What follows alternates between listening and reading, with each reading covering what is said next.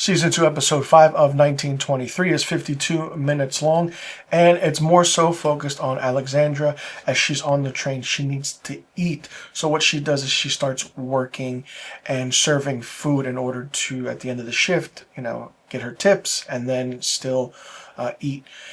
Her story is really interesting in this because the entire episode is focused on her, but I'll get back to Alexandra in a minute. We also start off with the episode where we see Tanoa kind of still on the run, and then you have the sheriff and the priest going after her, and of course the sheriff is annoying. He goes to the rancher from Texas, who's played by C. Thomas Howell, and he kind of takes them back to the ranch and says what's going on, what's happening, and then he figures out the tracks. They're going north.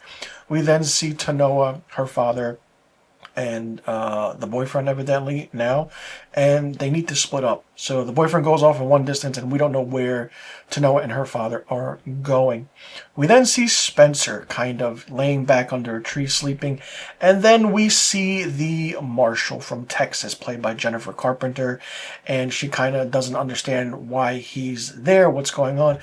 They take him back to Texas. They phone, Montana, the sheriff, the character that is played by Robert Patrick, who is Sheriff McDowell, gets on the phone and kind of figures out that, it's a quick scene where McDowell tries to understand, like, there's female marshals, that gets on the phone with Spencer, and Spencer wants to know what's going on, what's happening, and what happened to the people that killed my brother, and so on and so forth. And McDowell's like, you need to stay where you are or you're going to come back and start a war. Spencer's like, the war already started. He gets a train ticket, and he ends up on the train, and that's the end of Spencer's story right there. Now let's go back to Alexandra. We then see that she's working constantly. She spills some tea on a guy, and of course she has to wipe it up, and then she kind of, he evidently takes her hand and puts it on that area right there. Taylor Sheridan's writing is so repetitive with the innuendos in these episodes that you kind of see the person Taylor Sheridan is. Maybe it's just his writing, or maybe how he is. He has something about blondes and brunettes. It's like really weird. She then befriends a couple who are also on the train. You can see that they're higher in stature, and it really, really shows. Then it's the next day. She's serving breakfast to the couple, and then somehow we see that guy from the night before. And it's kind of an interesting thing that happens. And before that interesting thing that happens, she is serving the couple tea, and she lets slip about her kind of dialogue, and they figure out that she has that Oxford English accent, and they kind of, take a liking to her, and they befriend her. And then Alex goes to serve tea to the other guy, but he wants coffee. And then he kind of, puts his hands up her skirt. She can't believe what's going on. She starts crying. The couple sees everything and are witness to it, but Alexandra blows up in a scene which is fantastic. She just takes the coffee mug, whatever you want to call it, smacks the shit out of the guy and beats the shit out of him with it in a fun scene. She gets thrown in jail on the train. They get to Chicago. They're trying to figure out what's going on. They don't know what the story is because evidently she's a woman in that time. You can't, and the guy's saying, like, no, she's my girl. And the couple that witnessed everything come forward and say the truth about what happened.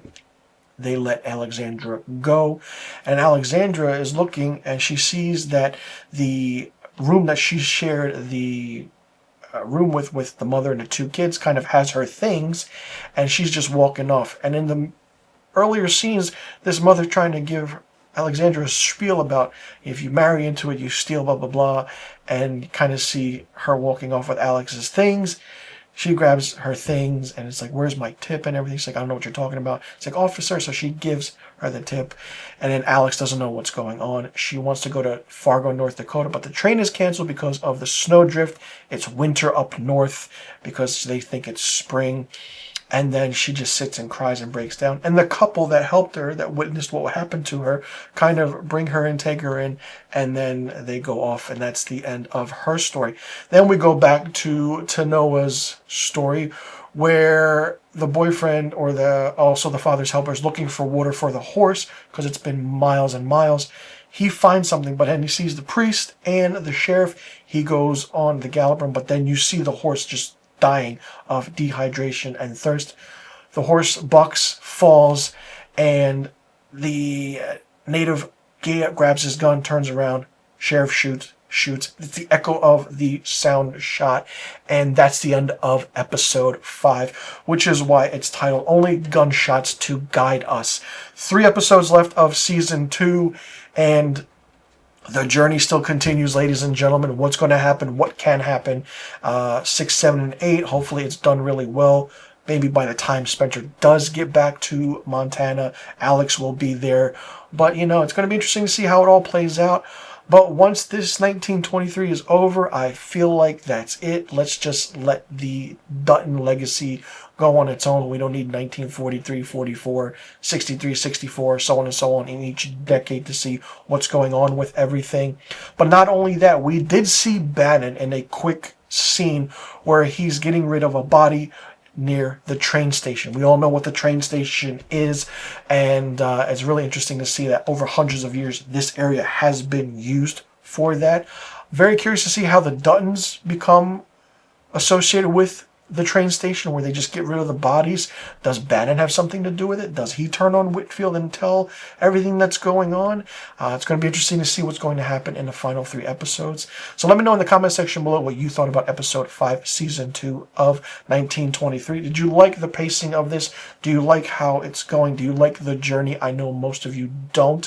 What do you think is going to happen? And how do you think this will progress in future kind of franchisees, about how the story progresses with the Dutton family? Do you think that Spencer will get his revenge for his brother's death? How do you think everything will turn out? And what's going to be the big culminating factor of season 2? Let me know in the comment section about all the questions I just asked. I'm Mr. Filmstock. Thanks so much for tuning in. I'll see you all in the next review video.